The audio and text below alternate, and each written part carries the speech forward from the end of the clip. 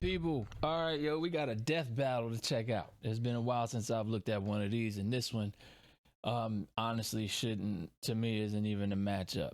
But we go watch it anyway. I have a feeling I know how it's going to end. I know how it should end. So we got Spider-Man versus Deku. Spider-Man like Miles Morales versus Deku from My Hero Academia. Deku is broken. You understand? If y'all don't know who Deku is, he's broken. He should win this. So, let's see what they go throw at me when I hit play. I didn't even bother to watch the information that they usually give in the beginning. So, I'm just gonna jump right on into it. Let's go.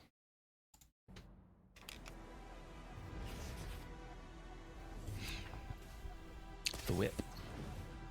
Ha. Huh?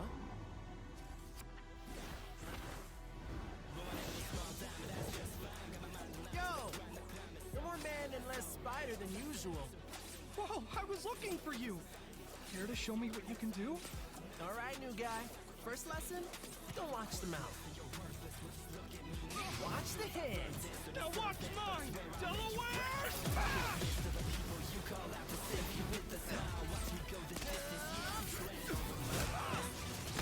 Ooh. Let's try that one more time.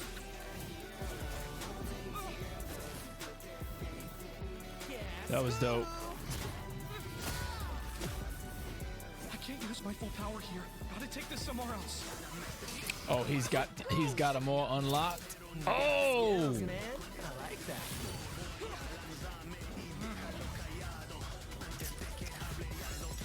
Oh, mierda.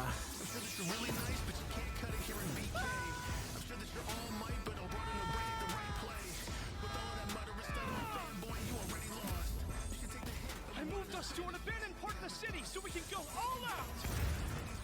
Because I always do my best. Wow.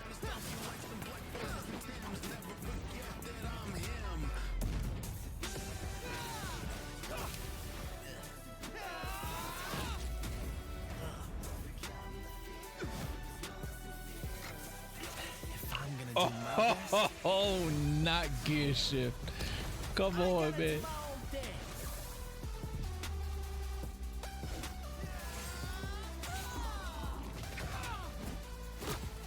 He's making energy weapons. Sarah was right. I'm gonna have to watch the information now. Amazing is my buddy. They call me the ultimate Spider-Man. His suit has shock absorption, not nullification. So, it's got a limit.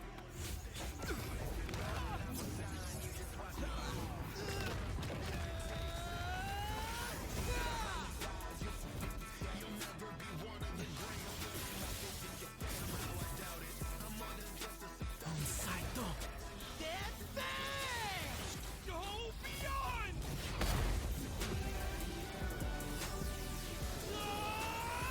Ultra!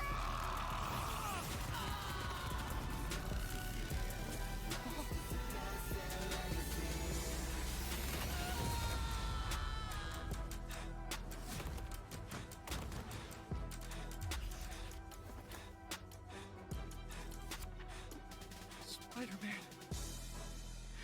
you really are the ultimate. KO! Vaya con Dios, Aranya Hoven. Let's start by talking about their superpowers, which matched up quite evenly. Unsurprisingly, given the not-so-subtle inspiration for Deku's quirks, though they did have some edges over the other. The Spider Sense gave Miles more insight on his surroundings and threats than Danger Sense, which has been worked around before. This meant Miles' invisibility was harder for Danger Sense to detect when he wasn't attacking, while the Spider Sense's radar system allowed him to find Deku in a smokescreen. But Izuku's other quirks granted him advantages of his own. Float was a lot more mobile than Webs, and Fajin gave a bigger boost in strength than Venom did. Since both had some advantages and disadvantages, we're gonna call superpowers a tie. Next up, speed. Scaling to Peter, Miles could dodge light speed attacks, which actually outpaced Izuku moving faster than that sniper bullet. Fortunately for Deku though, that wasn't his best. Thanks to Gear Shift, Deku could speed himself up to match Miles the same way he did to the light-catching Shigaraki. Even worse for Spidey, one touch from Gear Shift could freeze him in place and make dodging totally impossible. So speed goes to Deku. As for skill, Deku was incredibly talented at analyzing an opponent's abilities and coming up with strategies on the fly. But Miles' powers and fighting style gave Deku few immediate openings. Deku may have received more formal training at UA, but he was ultimately only active in hero work for a little under a year. Meanwhile, Miles has been handling everything from neighborhood crooks to multiverse-ending gods for significantly longer. It's close, but with his greater experience, skill goes to Miles, and that means the biggest deciding factor is raw strength. And that was no contest. Miles absorbing the energy of that bomb was nothing to scoff at, but overwhelming power is what One For All is all about. When Deku defeated All For One, the energy needed to part those clouds with his punch had a yield of 362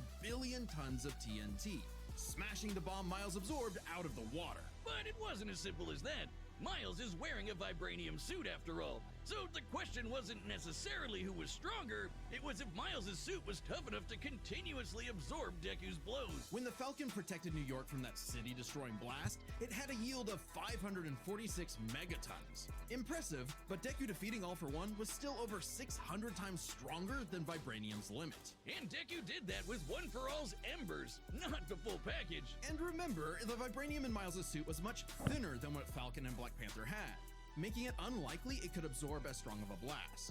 It's there to provide more protection, sure, but there was no way it could survive all of what Deku could dish out. In this superpowered battle, it was Izuku's overwhelming speed and immense strength that made him the winning hero. And the morales of the story is... The winner is Deku. Oh, okay. Next time I was on about to Death say. Battle. I was just about to say. I thought Spider-Man won. I was about to be like, "Yo, that's bullshit."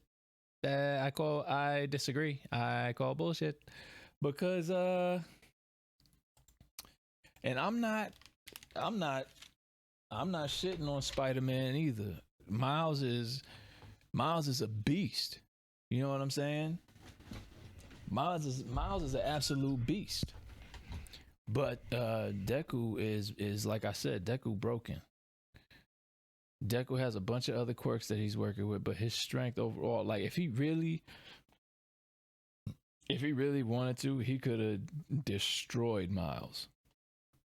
But he was just scrapping just to scrap to see what he could do, and he ended up knocking him out. All right, I agree with that outcome. If you don't, let me know why. You know what I'm saying? Post your comments below. Let me know what y'all thoughts. Spider-Man, Miles Morales versus Deku. Hit the like, subscribe, and share button. And if there's something else out there that I don't know about, let me know. All right, people, take care of yourselves and stay safe. I'll holler at y'all later.